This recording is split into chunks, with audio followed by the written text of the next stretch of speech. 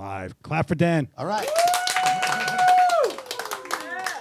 All right, welcome to OnSet. I am Daniel Norton here live at Adorama on the 1-year anniversary since the rebirth, reassembly of the event space. Seth came in here with his own hands and built this place. It sounds like a joke, but I really He really did. It's fully documented on his Instagram story, so check that out. But we had an event space here, and I don't know, something happened. Things were closed for a while, but then now it's back. And Seth spearheaded that, and here we are once again. And 1 year later, we're having some fun events. So if you are in the New York area, please do come in. Generally on Thursdays, I'm here. There's gonna be a bunch of stuff. There's a QR code right there if you wanna see what else is going on. Seth's gonna be here on the 19th, and there's other stuff that I know. I only know that one because he keeps telling me. So, by the way, this is Seth on the Mighty Mix. And Marissa's over here, rocking it as always with French braids. Show them. Yeah. Okay, they're not very, it's the first time I've ever done them. Not bad, not bad, right? Yeah. She's gonna do my hair after. All right, so today we're talking about making portraits, kind of simple portraits. I think that a lot of times we, meaning me, true confession time, can we go black and white on the thing? You know, you just start adding more stuff. You start making things more complex than they need to be. And sometimes, like some of my best portraits, some of the stuff that I love the most is the simplest stuff I've ever done. So we're gonna kind of work simply, but that doesn't mean that it's only gonna be one way. We're gonna work with a little bit of equipment, as little as possible. We're gonna not use a lot of gimmicks and things like that, and we're gonna kind of craft a couple of nice portraits of Marissa. If you have questions, please feel free to ask here in the audience, but also online. You can ask as well. Every time you do, it costs a nickel. Half a cent of that goes to me. All right, but I did have a question before we started from an audience member about, you know, they're a natural or available light shooter, and why, you know, they're afraid, right? Afraid, I don't know if that's, you know, of using flash. Like it looks too flashy. So oftentimes, and this is my my version of never answering his question by instead asking a question, saying, what does that mean? But I know what you mean. We have this idea that flash, because we're thinking like generally on camera flash, has this really washed out, flat look, where natural light tends to feel more kind of organic, because when you're in a space where there's light, whether it be the sunlight bouncing through windows or under a tree, or if you're even inside of an environment, oftentimes there's lots of light bouncing around off things. The color's a little bit different. It's got a little kind of creaminess to it. Sometimes it's not perfect, but it's got some life to it, where flash is almost sterile. It's sterile and sometimes washes things out. So part of that comes down to exposure, and part of that comes down to what Seth kind of jokingly said, which is you have to kind of accept that flash is its own thing. You can get it close. You can make it look in the same vein of it if you understand what you like in natural light, but you have to also understand that you're using flash for a reason. And the reason is control. So I am a control freak. That's why I like to use flash. And that's because I've worked that many years as a professional photographer, and what you find is somebody will look at something you've done under that beautiful tree or in the sunset or whatever, and they'll go, I love that shot. Can you do it for me? Well, sure I could if it wasn't January, right? So how do we create an image for them that's beautiful, that has our style, that we can always do, right? It's one thing when you're just making photos. I guess you could wait, although even myself, I want to shoot, right? So if it's January, I don't want to go, well, I'm just going to wait till the summer to shoot. I want to shoot all the time, right? So how can I create those images whenever I want, wherever I want? And that's what the control comes in. And you can use flash, which I find to be, if you're gonna primarily be a photographer versus, let's say, a content creator or shooting video, I find using flash to be the best option. That's where you're gonna end up, right? You can buy LED lights, you can buy these other things, but ultimately, if you're gonna do photography, flash gives you the most control, and we light for control. So let's talk about that right now. So we're in this space. It is beautifully lit by Seth. Again, he built it. And the old event space, by the way, was lit with these terrible DJ lights that I bought. It's horrible DJ lights. These are beautiful Okay, since it's a 1 year, the hard thing about this lighting setup was to make enough light to light up the presenter in a short span while not destroying the projector in the back. Right. So this whole thing was actually not easy. So leave me alone, Dan. He's so mean. Hit like in the chat to counteract Dan. But you know what's interesting about this, and this is going to be now we go sideways into a story. So when I first decided I was going to be a photographer, and I was young, and I was like, I'm just going to be a fashion photographer, and I moved from my home state of Massachusetts to Miami because that's where everything was going on, and I was terrible. I didn't know what I was doing. I didn't have experience. I didn't have anything, and immediately I did not work, right? But I knew I needed to make money, so I worked as a photo assistant for many years, and because I was desperate and poor, I worked for everybody, right? I knew people that, maybe their parents helped them out and stuff, and they'd be like, I'm only going to work for these photographers because I love them. Whatever. You're shooting, puppies, sure. You're shooting products, sure. I'll work for anybody. And because of that, I learned that a lot of this stuff crosses, and it's really interesting how much it does. And I bring that up because Seth lighting the space and him able to do it has to do with the fact that he's a great photographer that can light people, right? All this works together. All of this light, all of the technique comes together. You become a master or a craftsman at light. That's part of being a photographer. So anyways, side thing. No, I did not give Seth the compliment. All right, so as I mentioned, we're going to use Profoto lights. This is a B10x Plus, conveniently written on the side so I can say it every time. And we're going to use TTL, that's through the lens metering. I'll kind of explain it all as we go. So I'm just going to do a quick demonstration of how we can control the light in the space. And I'm going to take probably what is a terrible, flashy looking picture just to kind of show you. And then we'll make it look nice. So, excuse me. One thing we want to consider when we're lighting somebody, whether you're going to use this terrible light and it's going to look bad or not that this light is terrible, but I'm about to make it terrible, is think about where light comes from naturally, right? Light comes from above usually, right? And let's say that you were going to shoot during that perfect time of day on the beach, right? Where is the sun in the sky? Is it directly over their head? No, it's like here-ish. So one step to getting our light to look more natural or have that feel is to put it in a position that feels right. So above eye level, but not too much, is a good place to start. Okay, so here we go. Now I have to take a picture. All right, so this is a Nikon Z6ii. I know Z6ii came out, I haven't upgraded yet.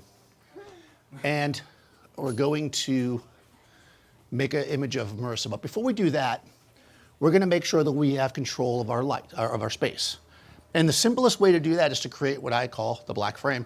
I call it that super originally because it is a black frame. We're going to set the camera so that none of the light in the space affects our shot.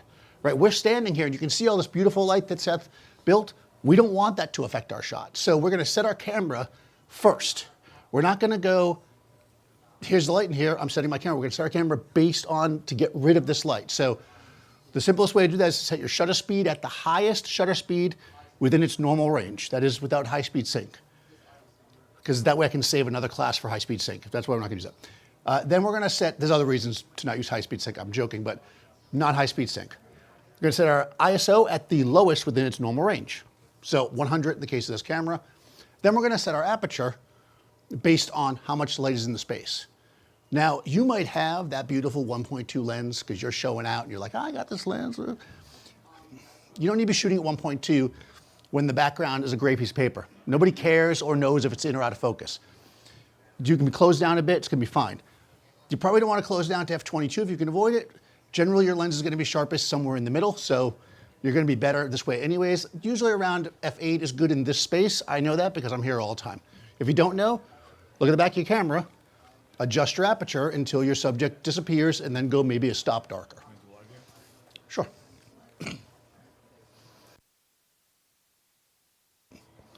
Okay, so right now I'm at f4, which is as fast as this lens goes. This is a 24 to 120 f4. So we can see Marissa there a bit. And I can just turn it down to just appears. Now, I know around f8 is pretty good. And we can see, in the video, usually she shows up a little bit more.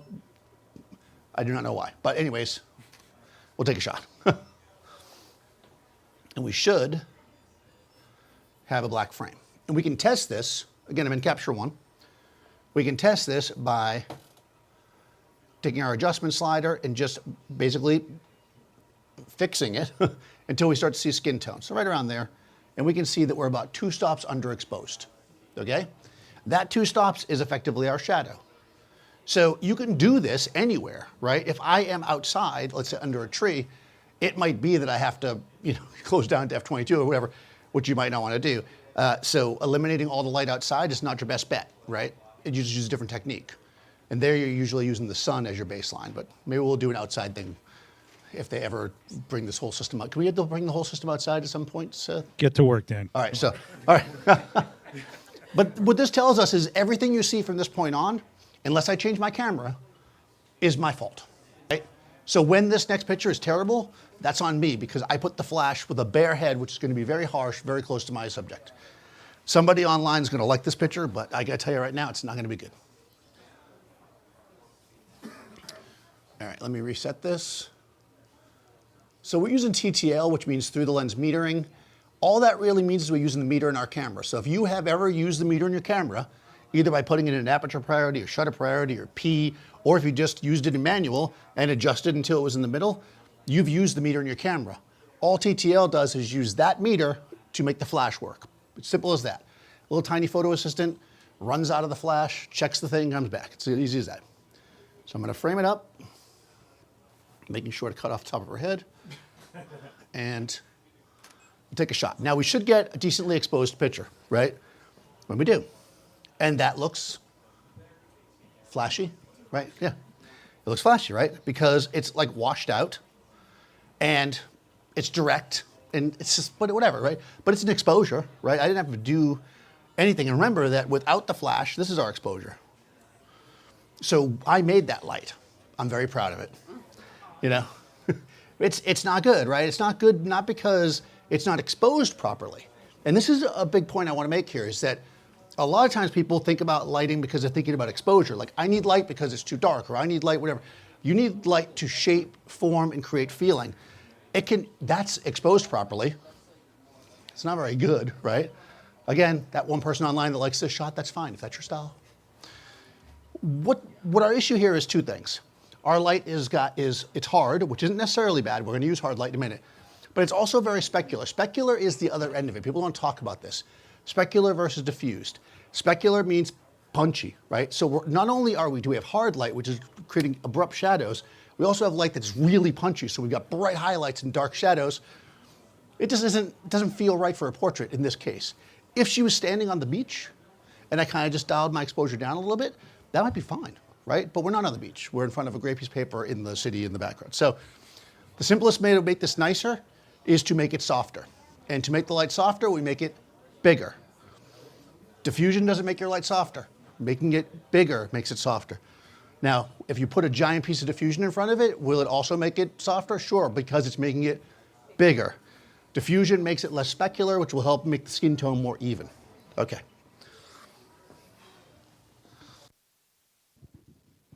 I guess we'll just go right to it. So if you want to be cool, like Don't listen to Daniel.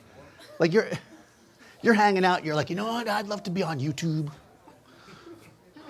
Get yourself a hat. Octagon. People love octagon soft. Oh, it's round. Oh, yeah. So what's nice about an softbox, though, is that because of its shape, we're going to be able to let some of the light spill and wrap around. I know science guy online, light doesn't wrap around, but that's what we call it in photography world. And what I mean by that is we're not going to take our light as it's pointed directly at her. We're going to kind of bring it off, which is called feathering. We're going to let the light circle around and create a nicer light on Marissa. Just like that. So this is an octagon. I'm just going for it.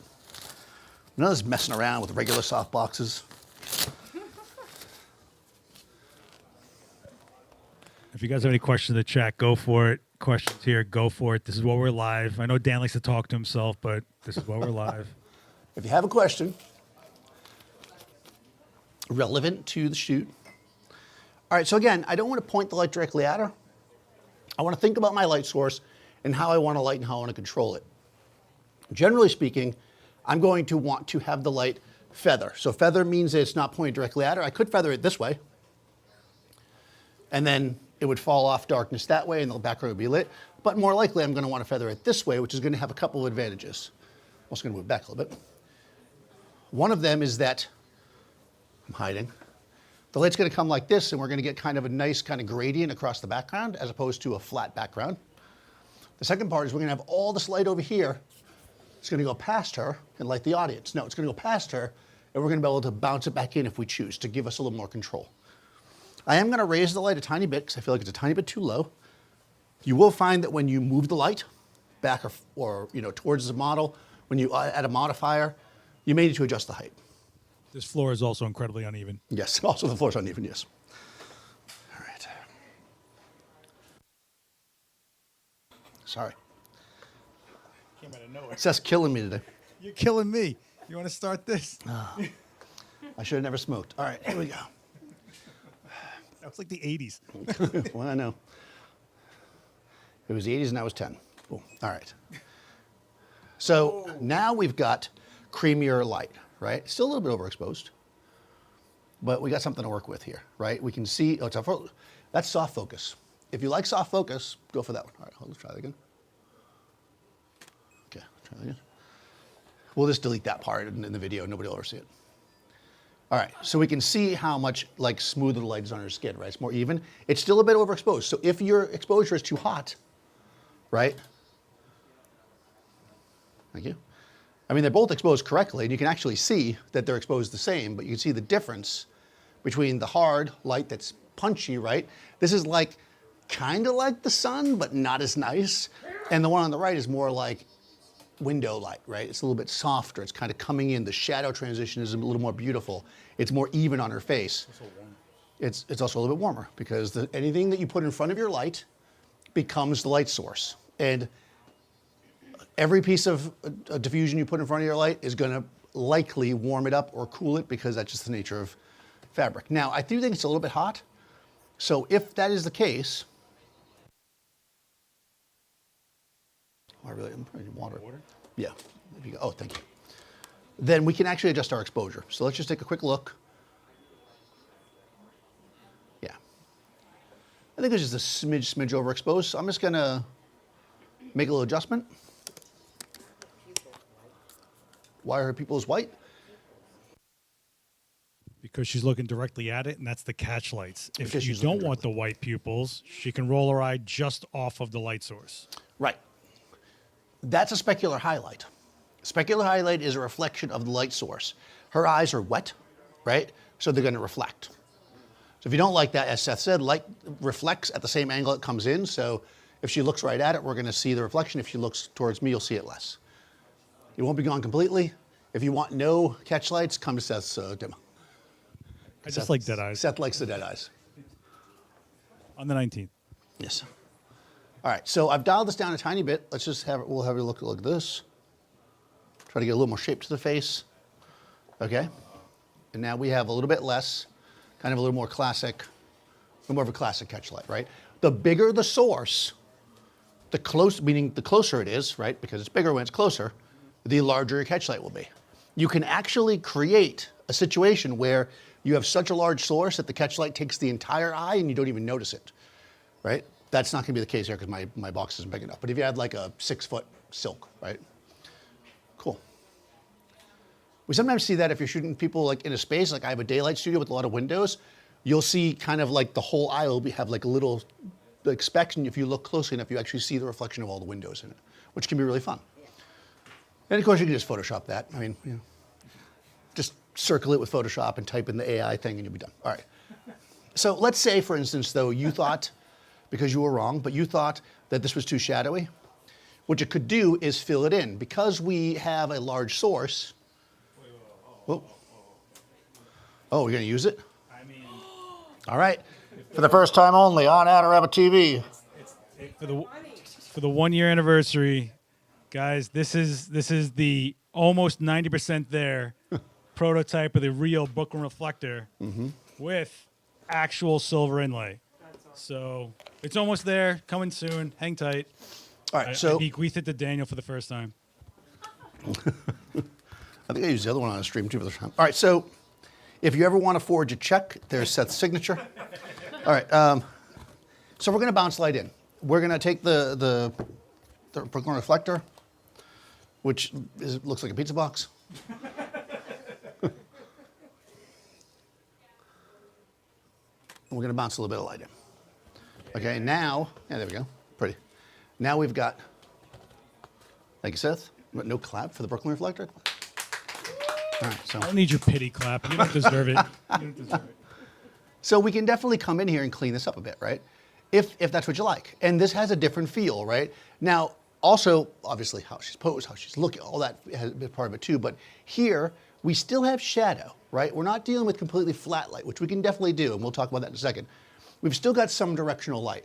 It's not completely like open shade. And this is one reason why I like to light things as opposed to just using light in the space. Because if you're in a space and the light is completely flat, you don't get that nice modeling on the face, right? So you learn to love this. That's what I'm saying. It's not trying to duplicate exactly what exists isn't necessarily always your best bet. So we have this nice, beautiful light. So if we're going to do like a headshot, and you can actually see too, by the way, that because this is round and because of the angle I have it at, we've actually created this very nice gradient background. I didn't even have to buy that special vinyl background with the gradient, you know, I just did it like that. However, if I moved her, it would change, right? So as much as I joke about it, when you're only using one light, it is going to affect your background. Or that could mean that you have a black background because it doesn't affect it at all. But it does mean that you're dealing with one source that's going to have to do everything for you. And that can be really nice. And that is often the way when you're doing windows in a room, right? But the flash is so much closer. What you're getting is, we're doing a lot of science today because you brought your notes. This is, the inverse square law tells us that because this light is so close to her, it's going to fall off rapidly, right? If this was in fact a window that was lighting her, the background would actually be lit the same as her because the distance, right? So we're able to cause separation or create separation with the flash because we can put it in close, still make it large, and have this, this power, right? Make sense? So far, so good? We did it too fast. I know that I would feel like I shoot enough pictures. Watch for 5 minutes while I shoot pictures. No, we need music or something to play, like that really bad YouTube music. All right. No offense, YouTube creators. You know what I'm talking. Listen, if you know what I'm talking about online, You should use like music from the 1920s. it's always like loud, and it's very disco-y. The chat's asking if you're going for a natural look with strobes. Are you? Is that the direction you're heading? So yeah, if I shot this picture in my studio with the natural light, forgetting about the background, that's pretty much what it would look like. Because the light, again, would not fall off as fast. This is why I need the reflector to fill in, because I would have that natural ambience. If you're looking for something more stylized, you know, I like this picture better for that because it really shows that I'm lighting it, right? This is a little bit more like painter portrait, right? Because they took liberties with it. Because again, if they were shooting natural light coming through a window, it didn't fall off that fast unless they were in the direct sun, which if they were, it would be very harsh, and that's not how they painted. So there is a certain painter that has a very specific light. We won't talk about them today. All right. They're asking if you're still in TTL. I am still in TTL. So these days, because I'm lazy now, no, because it's so much better, I mostly stay in TTL. There was a time where I would use it through the lens metering, get a baseline, and then switch to manual. But generally speaking, it's pretty darn good. However, if I, let's say, shot this and I was like, all right, now we're going to shoot 30 more frames like this, I would switch to manual. Mostly because TTL does meter every single frame, and it can make slight adjustments. It's usually minor, but I don't want any variation because I want to be able to click the first one, make my adjustments in Capture One, and then copy it down. I don't want to have to go to each one and tweak it a little bit. Because again, lazy.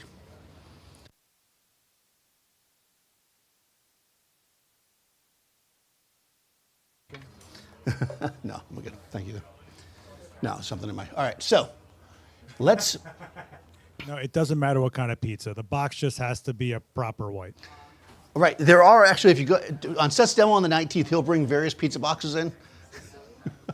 There is a I'm not. There crazy. is. There's a difference in boxes. There really is a difference. And you know, this is one of the things that's really fun about becoming like a lighting photographer, is that you start to notice this stuff. Like, I joke because Seth had 2 different pizza boxes they carried with them to one of these things to show people that there's different kinds of pizza boxes and they do different things. Because you might go, oh, really? But it does make a difference. All of this matters, and you will start to see the difference, especially when you're trying to really nail something down. And that's what we get. After a while, we become obsessed. That's how we get a style. That's how we get consistency, right? If you're out there and you're shooting and you're buying somebody else's presets and you're doing all this, eventually you're gonna do your own thing. And when you do that thing, like Seth made a preset for me, Cadence Black and White, and one time we were doing a shoot, I use that preset all the time. It's a color grade, not a preset. We don't do okay. presets. We use color grades. It's a preset color grade. Anyways, it works for me 99% of the time because he made it based on the way I shoot. And even though you might see me do a lot of things, there's a lot of fundamentals to what I do that are the same. And because of that, it works, right? So once we figure out what we like, once we figure out how light works, we start to adjust and change, and we'll create our own style. And that's kind of where style starts to come from. So on that note, let's switch up. Let's go flatter. I feel like we're going in a flat direction. Let's go with the flatter light. So by flatter, I mean less contrast, which again, we did with a reflector. That helped, and we could have brought a bigger reflector, and there's lots of ways we could have done that. We could work it to death if I was getting paid by the minute, but I'm not. We're gonna use an umbrella. I feel like umbrellas are a little underrated these days. I'm gonna try to do this thing and pretend like I made it up, the thing that you showed me. Are you going to do it? Do I have to, I'm gonna do I try have to it. step in and save Yeah, you? I'm gonna do it. Oh, I no. just made this up. Nobody's ever done this before. Seth definitely didn't show me this. Actually, can you do it? Don't do it. You're gonna... All right, no, go ahead. This is very impressive. So get ready, people. Now it's going to suck. Everybody, cameras out. Let's see it. Slow motion.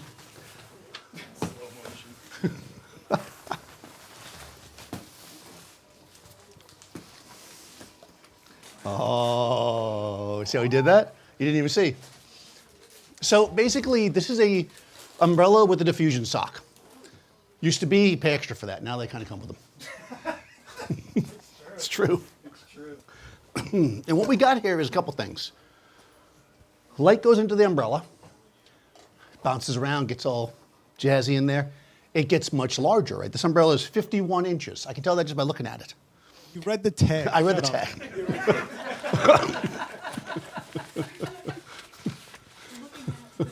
Looking at the tag, exactly. Oh, hold on, this little thing's caught in here. All right, there we go. What the sock is going to do is it's going to add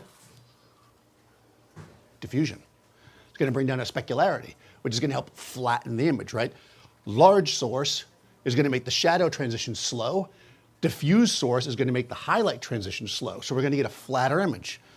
So this is like super cloudy day kind of vibe, right? Or under a tree. It's a white lined umbrella, guys. The umbrella is lined white in the inside. But like everything, we're going to raise it above eye level and we're going to tilt it down slightly because that's generally how light is. The light that we like anyways. All right. Dan, what color is the inside of the umbrella? White. Oh, it is. The light in the white umbrella is white on the inside. Now, I say white very loosely because what is white? I went to art school, you know, and we learned nothing is white, right? And they do that by taking out printer paper and they show you how all the printer papers are a different color. And they're all white until you start seeing them next to each other. So it's white. You'll get used to your modifiers.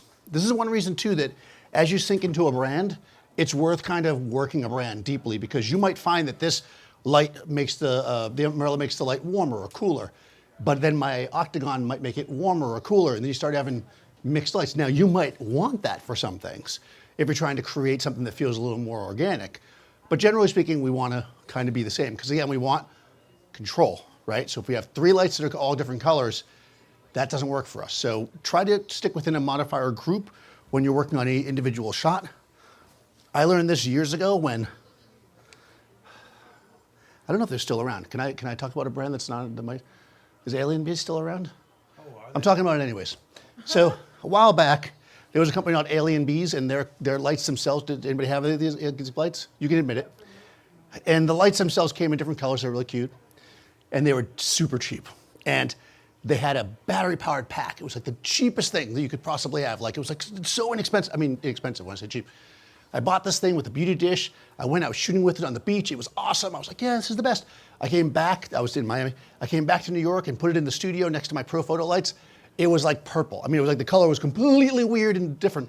By itself, it was fine because I just white balanced it away, right? I'm shooting digital. Mixed with other lights, it was garbage, right? And the reason why it was garbage is because I had one of those in 5 Profotos. Right? If I had 5 of those in one Profoto, I guess I would have thrown that away.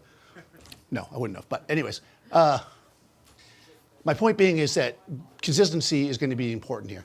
I feel like this is becoming, can we rename this one? This is Daniel talking about consistency. By the way, I'm also lighting from one side with each of these just to kind of keep everything consistent. But we are going to move it more to the front. Go A ahead. link to the umbrella and diffuser in the chat, guys. Yeah, Seth hooked up the link. Feel free to go silver if you want. It's up to you. So the advantage of a silver umbrella, twofold, because somebody's about to ask that question. Silver umbrellas generally have less throw. That is to say that like wideness to their throw. They have more depth to their throw. So you can actually see the difference if you take a silver and a white next to each other about how wide the actual, wide for white, silver throws this way. Also, it's more specular, so you want something punchy, beauty photography. So a lot of times people will opt for a silver umbrella and then get a diffuser to kind of counterbalance it. But white plus diffuser, you'll be extra diffused. Okay. All right, so we're going to take a shot again. We're still in TTL. And here we go. Marissa's fallen over for some reason.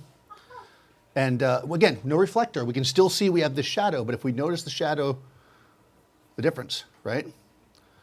Bigger, more open, and also notice this. Look at the color difference in our face versus this. See how it's more even? It's a little flatter, a little less punchy in color in the umbrella.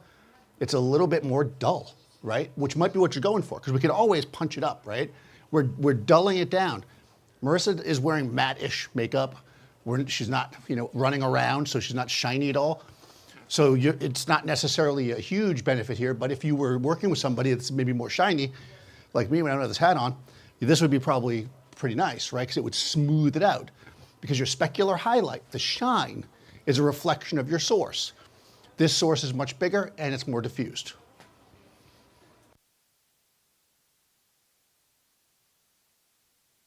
In the chat, they're asking if you can use a 7-foot umbrella with diffuser as a backdrop to get pure white. Yes, this isn't 7 foot, but you can do that. Mm-hmm. I'm actually working on a video on that right now. Yes, watch Seth's video. He's going to come out with that. Of course you can. Here's the thing. Boy, lots of side tracks today. You can do that. So they're asking, so there's a technique that people do sometimes. It's kind of a gimmick. Remember I said I wasn't going to do any gimmicks today. Where you put it on a light source behind somebody, you have it blast forward, and that's like a white background. It's like a way to do it in a small space. That's awesome. But everything has compromises, right? So if you're trying to get a white background, that's not the way I would do it unless I had to. But certainly you can do that. Just like I wouldn't blast this with light and make it white, even though I could, because this is gray. How would I get a white background?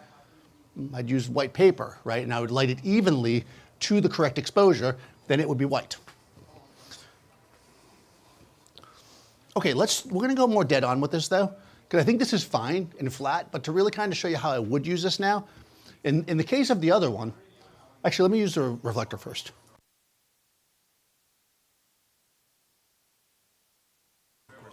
I'm gonna use the bigger one. No, I'm just gonna hold it for a second. This one here, Staten Island reflector. It's got the holes in it. They're speed holes. They're speed holes. This is if it's windy. We found this outside. It's been the best piece of foam core we've ever used, so it stayed here. We just pick up trash. Anybody who's from, you all get it here, but if people are watching, it's New York. There's all kinds of stuff on the street. Okay. We're gonna bounce. I got a great set of chairs. Anyways. All right, someone's gonna look at me all dramatic-y. Well, I don't know. Aren't you always dramatic? Oh, she's even more dramatic now. That is flat. Flat.com. If you type in flat.com right now, don't. Right? That's the umbrella with fill, right? That is. Whoosh. how complicated was that, right? For only $3,000, you could do this. That umbrella is less than $50, I think, to be honest with you. So if you want a big light for not a lot, Yeah. an umbrella is a really great. Everyone thinks softboxes for everything. Don't overlook umbrellas. And you can take them anywhere. You can go on a corporate gig and shove them on the side of your bag and get there. 5-foot light, done. Yeah, umbrellas are amazing. When I first started shooting, I was in Miami, shooting a lot of fashion, and when we would go inside, I worked for a lot of photographers. I said that earlier, and everybody did the same thing. You'd get on set and they'd be like, "All right, set up a softbox. All right, set up a soft." That's what they all sound like. Every one of them sounded like that. So when I started shooting on my own, I'm never going to use a softbox. Everybody uses a softbox. I was young, and you're young, you're like, "Argh." Now I'm using softboxes. What can I say? So, but I was like, I'm not going to use them. I'm going to use umbrellas. Plus, they're cheap-ish compared to softboxes, because you kids don't know how good you have it. Softboxes used to be really expensive. But anyways, they're a good, inexpensive way to get lighting. What you lose with an umbrella, if you will, is a little bit of control as to where the light falls. But when you're shooting this kind of stuff, doesn't matter, right? We have a beautiful, well-exposed, smooth, creamy shot. The pose isn't great, but I blame Marissa for that. You never give me any direction. Ooh, she blamed. She said you didn't give Wow. me any direction. Woof. Well, I didn't think after all these years you would need direction, Marissa. But if you want me to treat you like a newbie. All right, we're going to move this more in the middle. Should we dangle keys? It's better than some of my other poses. All right, we'll get a better pose now. All right, so notice I'm moving the light up again. When you move the position of the light, you're always going to reconsider your height. We're going to kind of do more of a beauty light here, up, again, in the sky, coming from this direction.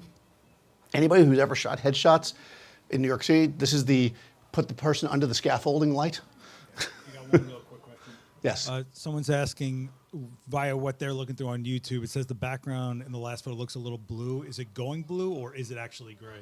Like, is it actually changing the color? Okay, so no, the background is not going blue, really. I think that what's happening is the background itself is a little bit maybe cool.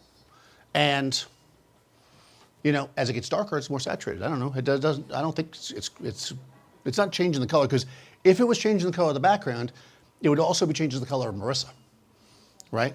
Because remember, it's one light source. So no, I don't think that the light's changing that at all. It's just the background is looking that way as it gets darker. That's my interpretation of that. But yeah, it does look a little bit blue. Could it be the color of the walls in here? Well, yes, the color of the walls could affect the light. The color of the walls could affect the light because they're blue. That's right. Because people online don't know the walls are blue in here. So thank you for being clever. But I'll stick to the first thing I said. If the light color is being changed because of the environment, Marissa would also be, because she's also in the light. So I don't think so, unless Marissa is especially warm. Are you especially warm? Tanned. All right, so this is more of a flat light, a little bit from the front. Not quite. Oh yeah, you can look away from the. Yeah, no, look that way. Why not? We're going to totally light this in a way you wouldn't light it because Marissa decided to look that way.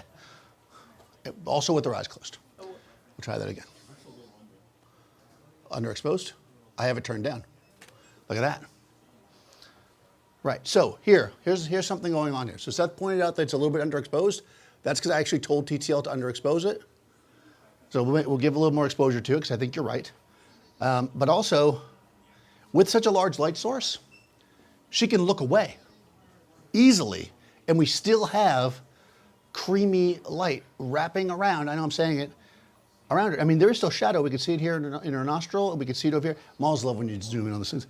But because the light is so big and because it's so diffused, it's going to wrap around her very nicely. So I'm going to do two things here. I gave myself a little bit more power. I'm going to raise my, that same kind of thing. I like that pose. That pose? Yeah, maybe that's it. Maybe Marissa looking, and then maybe chin down a little bit, and then come this way with your face. Good. See that? See, I posed. Now it's my fault. Okay. I don't know what she's looking at there. You're right. But then just look at me with your eyes. Yeah, like you're like, why are you posing me? Yeah, see, she's very mad at me now. She's squinching.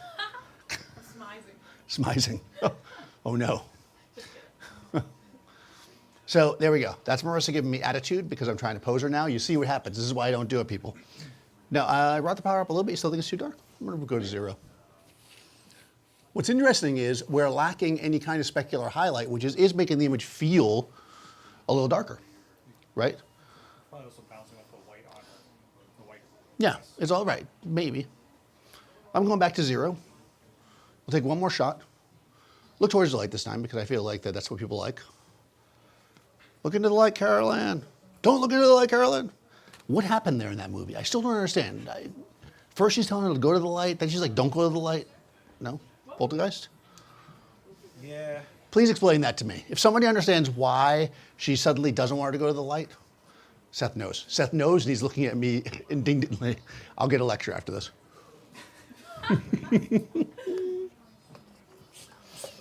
But yeah, if you're looking to shoot the flattest thing in the world, this is great. You know, here we are, super flat. And again, we can control this. We've got this beautiful light, right? It's clearly not natural light, but does it look like flashy? Not really, right? It looks much better. The trick to all this, by the way, I'm going to teach you a trick right now. If you take this really terrible picture at the beginning, anything you do will look good. Yeah. That's like the key to all of this. Just take a bad shot at the beginning, and then make sure this would be a bad shot. Boom. You know, and that person at the beginning that really liked that shot, I'm still not holding it against you, sir. But you see the difference here, right? This is one light in a relatively inexpensive modifier, you know, in Adorama's event space. Which, to those who aren't here, it's like an arena. Imagine where they do, what do they call it, wrestling? Wrestling WE? Imagine that, except it's me.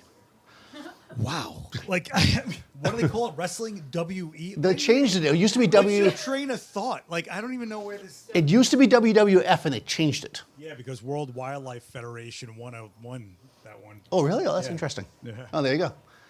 So I went from watching that when I was like 10, and then all of a sudden it's something different because I wasn't All of a paying sudden, the attention. world went color, and Dan was lost. That's Marissa trying to figure out what Seth's talking about. Why you gonna do me like that? All right. Okay, so we went soft. All the people that like the soft and creamy, if you got it. Let's bring some hard light in. Let's play around with a little bit of punchy hard light and see if we can make a nice, simple shot with one light, one kind of hard light. But we're not going to use no modifier because the more modifiers you use, the more you get paid. And we've already used, what, 2 so far? I think. Yeah, they don't pay you for the first one with no modifier. It doesn't really seem fair, but okay. All right, so. Yeah, I'm going to have Seth do it. He has that magic. Can you close an umbrella by yourself? I think I can. Watch this. He's going to pinch his finger in 3, 2. Oh, is it not like a regular? I don't think I can close. There we go. All right, there we go.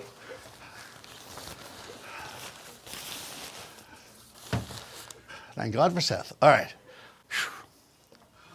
One day you'll wipe your own nose, Dan. One day. I'm working on it. On your own career one day. Now, you notice here that Seth's beauty dish is starting to get a little banged up. Yeah, because you use it. Someday, it'll maybe possibly match. My beauty dish will grow up to be your beauty dish one day. With all the dents and, Yes. and the weird brown tape you have on it. You got to put the weird tape on. All right.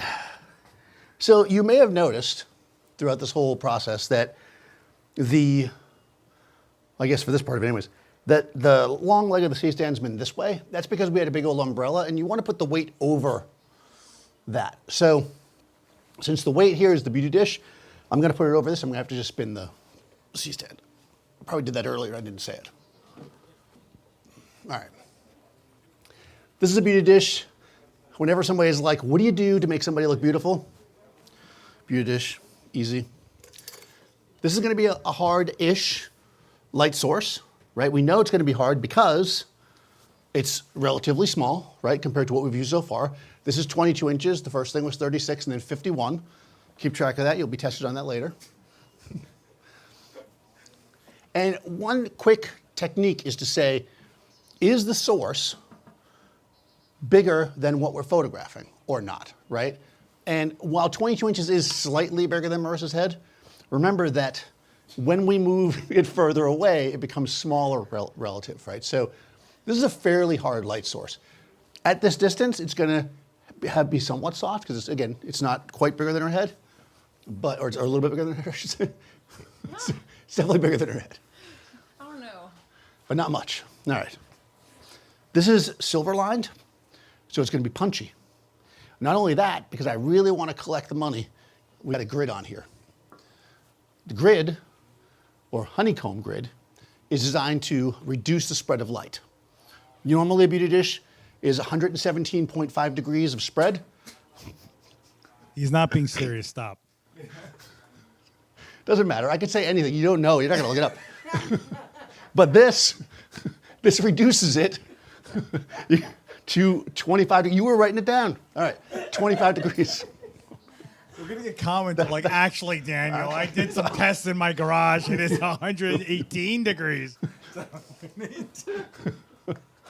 All right. I think they actually do tell you the beam spread on Profoto's site, so I guess you could look it up. All right. So we're going to have Marissa look. Yep, like that. This way. Okay, and we're going to take a shot. Again, we're in TTL. Don't look at it because the lady in the front doesn't like the catch lights like that. And she's in the front, and she's glaring at me. Wait, sorry. If you want to shoot somebody at the beauty dish, this is how you do it. The wonderment in your face. No beauty dish. It's like someone just opened up an attic that left the light on and said, my presents are up there?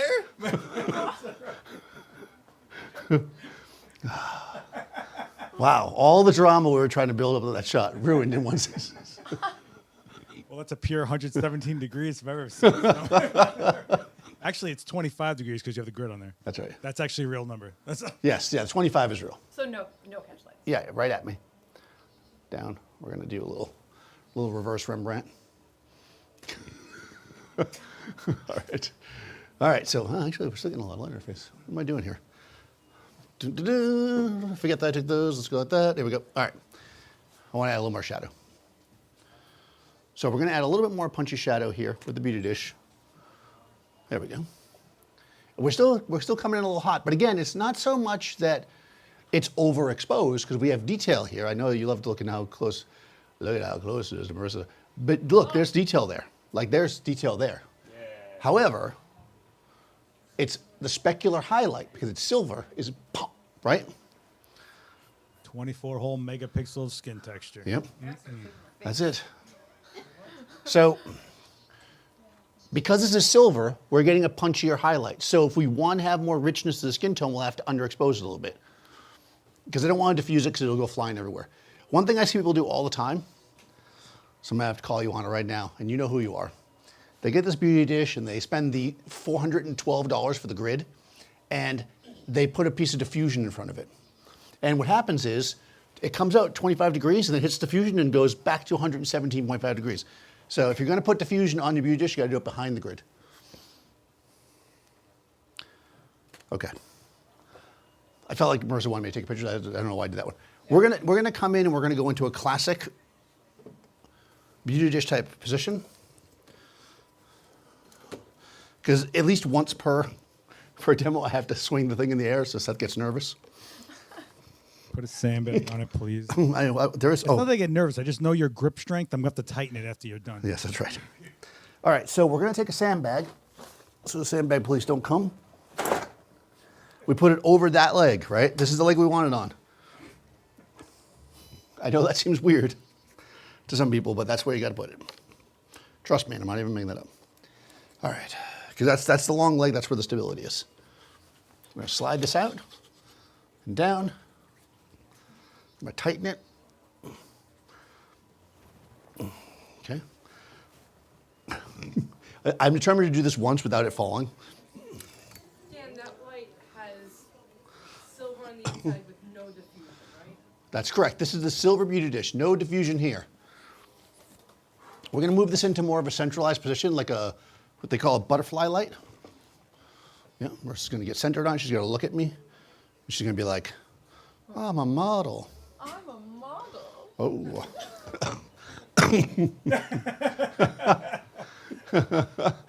So that's your, like, selling milk in the 1920s ad, right? That's a toothpaste commercial. Yeah, exactly. So here we have, again, a punchy, hard light.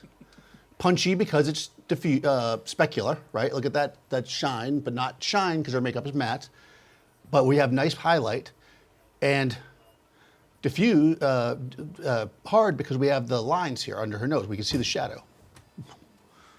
You hear that? Okay. But still, because we made it even on her face, it feels correct, right? It feels like a nice burst of warmth hitting her in the face is warm light, or this like nice light. I think I'm gonna turn it down a little bit, like there, yeah. All right, so let's do a couple things. We're gonna move the whole set this way, because I wanna create a different shot. I feel like that, I need some good thumbnails for next time, so stand by while I shoot a thumbnail. Good photo of me on the slide. I guess so. Every once in a while we have to take a decent photo. All right. Has to be good. Come forward. Good, good, good. All right, so here's the thing with the Beauty Dish, and the reason we're gonna make this work. It's slightly above eye level, right? So think again, that golden hour, right? If we're going back to like a daylight. This is where the sun is when it's nice, right? It's coming right down, it's punchy. I moved her away from the wall because some light will still hit the wall, but if we look at the angle, most of it should go behind her and we should get a bit of a gradient, if not a black wall. Again, using the inverse square law to our favor, we're gonna have her look right at us. Again, I'm using TTL. I've got TTL dialed in to -3/10.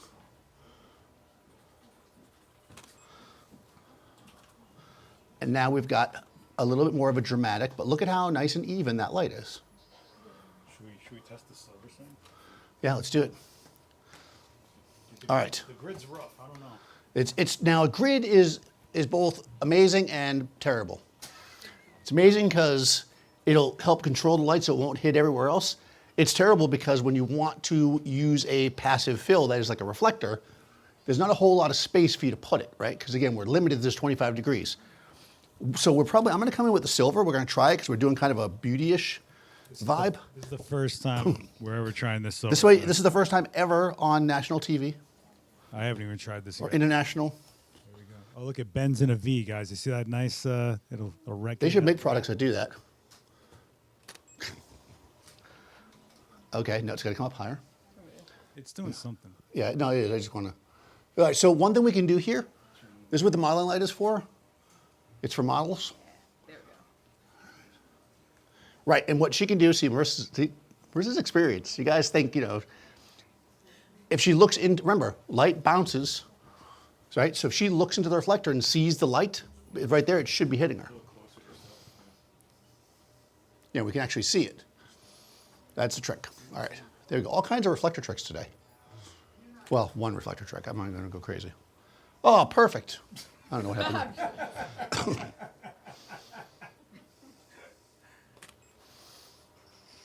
What? Whoa. What?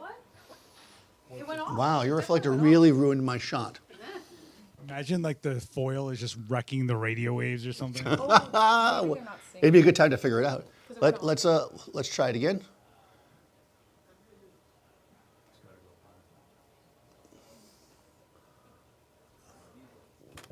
One important thing to remember.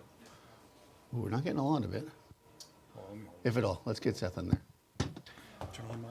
All right. One important thing to remember is that if you are working like this, and you have like you're using TTL and things are working fine, then it just for some reason doesn't seem to be good. Just keep going. It usually is some kind of weird glitch. It's got to get broken in. It's very easy as a photographer, speaking from experience, to get so wrapped up in whatever technical thing you're doing that you ignore your subject and take a picture like that. I had to get pictures because you're smiling. All right, there we go. You can see it under. Yeah, oh yeah, no, it's definitely filling in now.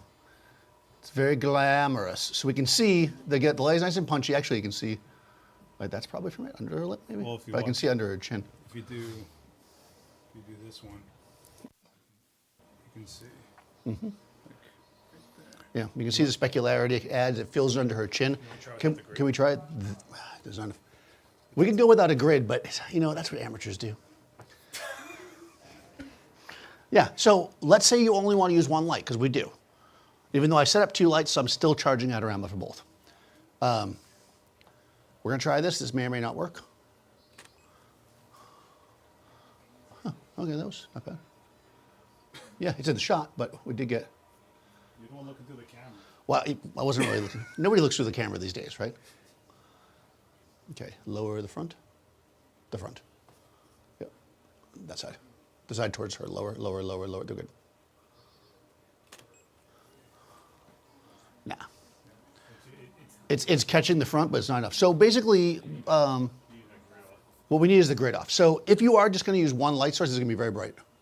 If you are just going to use one light source, using one with the grid isn't always great unless you want to get that punchy light. If we want to actually fill in a little bit, like with this silver, you know. Do one without. All right, so first we're going to establish our TTL exposure. I'm going to go back to 0 again. And we're just going to look all like beauty dish-ish. Okay. Oh yeah, my beauty dish.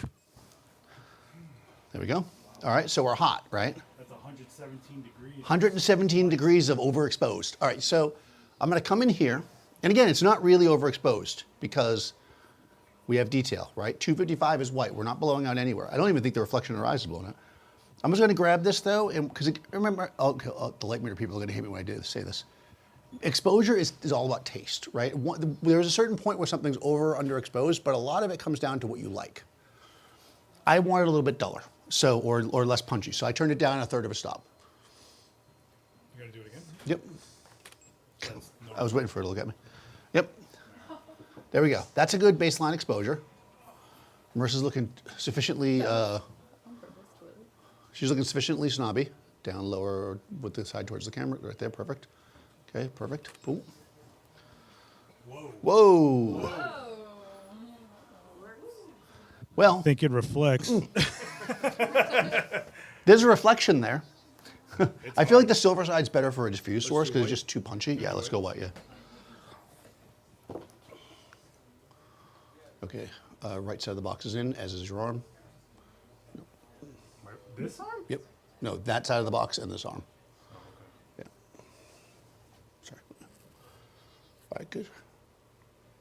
Eyes, chin. Good. There we go.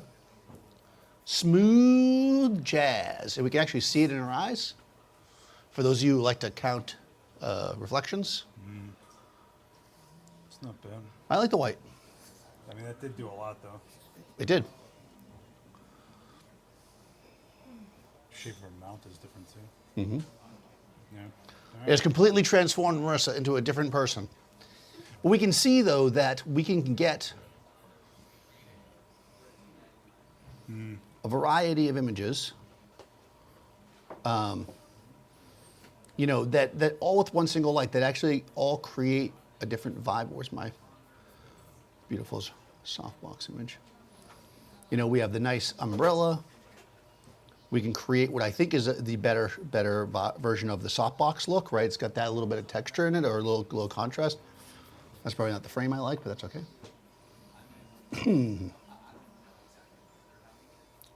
That's the fill. There we go. That's the one I like. All right. So again, we've got classic with a little bit of shadow. We've got very, very filled in, right? That's the umbrella. It should be, I think. Yep. Then we've got a tight beauty dish with the dark, and then really this really beautifully filled in. And honestly, if you were shooting something like, you know, I joke a lot of times when we shoot like the most flat light in the world and we go, that's great for LinkedIn, but honestly, for somebody that wants to have that little bit of like snappy, powerful look for a portrait, that's totally acceptable. Like I would totally put that in my LinkedIn if I was Marissa, because I wouldn't put it for me because it doesn't look like me. Okay, try this for a second. I'm trying with the silver. Here we go. Yeah, like that. Boom.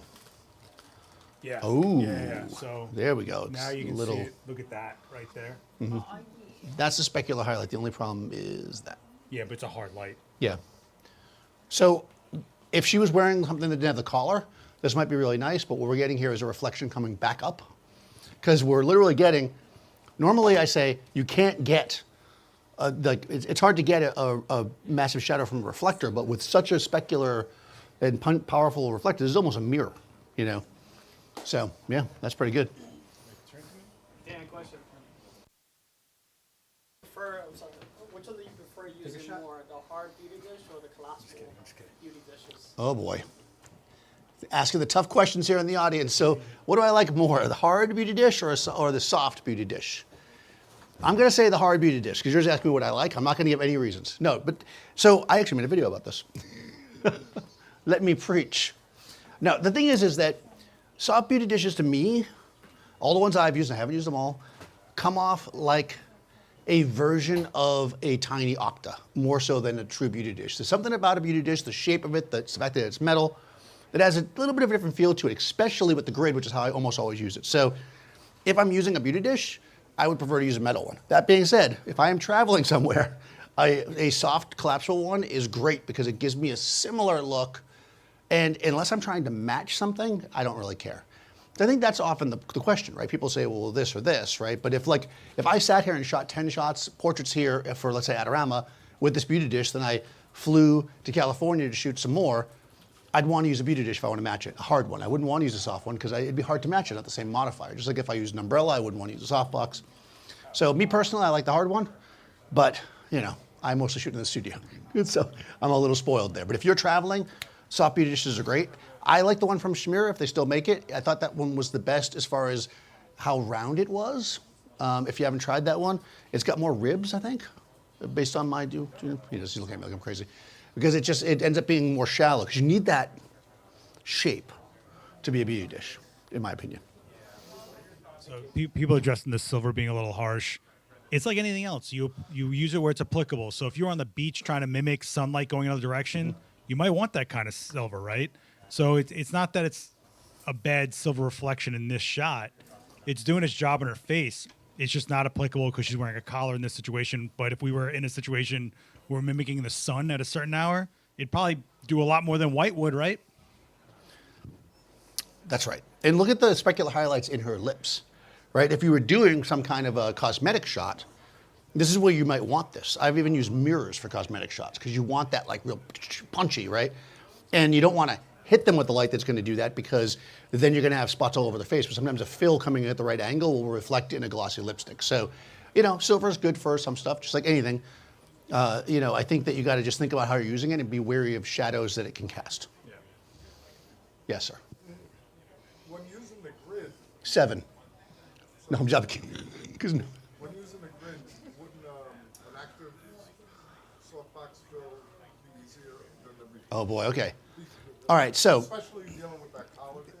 Yes. So the question is, if I'm using the grid, would an active fill light be better? Well, yeah, but I don't want to set up another light. I don't get paid any more here from using more lights. I just tell you that you get paid more. No. Yes, I was just trying to keep things as simple as possible as to be. But yes, ultimately, working with one source in this situation, I think the white with no grid was probably what would be the closest to what I'd look for here with a single light. If I wanted that silver or the grid and I wanted that punch, right? Wherever that was, up here, right? I love that, right? But I want to just fill in a little bit. An active fill, so for people who don't know what that means, an active fill would be another light as opposed to trying to use the light that's here. Passive fill is bouncing, right? Active fill, whether you're in a studio or not. So if you're outside and you were using a reflector, that'd be passive. If you're in the studio using a reflector, passive. If you're on the beach and you want to fill in the shadows with a strobe, that's active as well, right?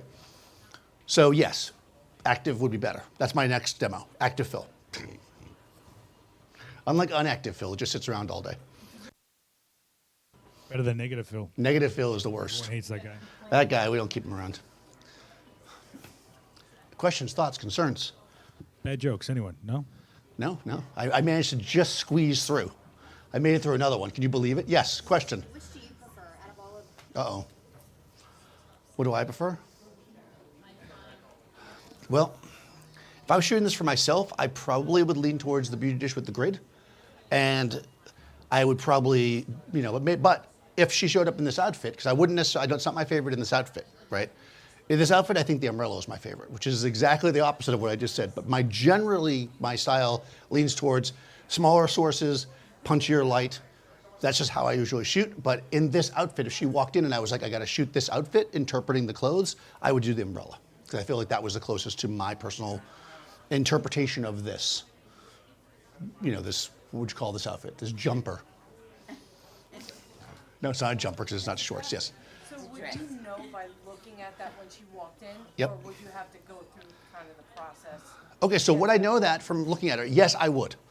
But I also worked for many years as a fashion photographer, and you interpret the clothes as they come in, you tell the story of the clothes, and that's how I would understand what they should be wearing. And that's why you often see, and Seth can attest to this for some of the special effects, and like when we go to like Comic-Cons and stuff, people use a light maybe that isn't the right light for Spider-Man or whoever, and that's why one of the things that sets it off and doesn't look right. Like you see what's in front of you, whether the scene be a fashion scene or a comic or any portrait, and you light it to match it. The other thing is, if a portrait is different than a fashion shot, right? So Dan might actually approach this with light for her and then another lighting setup just for the clothes. So for example, I shot for a clothing company a million years ago, but their whole thing was they needed to see the yarn. So a hard light that shows the fine detail of all the seaming and all the things, as opposed to a soft light, which will murk all that out and I won't see any of it. So I lit for the clothes, then I lit for the face. Right. That is 100% true. Now you just gave all the secret away. Now no more fashion photographers can ever exist. But It won't again, be AI anyway, don't worry. but yeah, so that's it, right? You want a light for what's in front of you, whether it be a portrait, a story, the clothes, whatever. And ultimately, you're going to make compromises. If you have to light hard to get the clothes to look a certain way, and you can't light the subject separately, then that's what you'll do. And you see this a lot in fashion. They will use hard light, and you just make sure that the person can, handle it based on the angle of the light. And you have a lot less options of where they look and stuff like that. Exactly. So there's all kinds of things. All right, guys, thank you. I will be back in October, I think, because we got a strange month going on, but Seth's coming on the 19th. What's the next thing in here? Ab. Ab says on the 10th. So Abscissa will be on the 10th. That will be streamed on the Adorama Events YouTube channel. This is the main channel. The Adorama Events channel is the other channel. Hit subscribe on that so you don't miss out on Ab. I will be there as well on the 19th. So it's Ab, then me. I love following up with Ab. Oh, man. I got to follow Ab. This is going to be a good one. No, I love it. Ab's amazing. If you want to see some real good technical tight stuff. Yeah. Ab's incredible, and I'm going to be a mess. Yeah. So it'll be good. All right. So thanks so much. Please do subscribe. I never say that. Why aren't you subscribing? Well, you should ask for likes because you've had not even half the likes as many people as Oh, my God. They pay me based on likes. So please, some likes my way. He needs validation. Look at him. I do. Look at this. He has zip-off pants. He needs validation. It's true. These can zip off into short pants, This one's versatile. which is super useful if your legs get hot. All right. I never use it, though. Shorts. Yes, apparently people call them shorts and a now. knit hat because that makes sense. Hey, I would not be the first person to, you see people in shorts and winter jackets. That's always like, but hey, what can I say? If you have hairy legs, you're good to go, I guess. Follow Marissa. Marissa.Roper, not Marissa Roper, who is a very nice person, but not this one. Seth's Last Ex Witness. The X is silent, but check him out on social. I'm Daniel Norton. See you next month. Be good, guys. Thank you so much.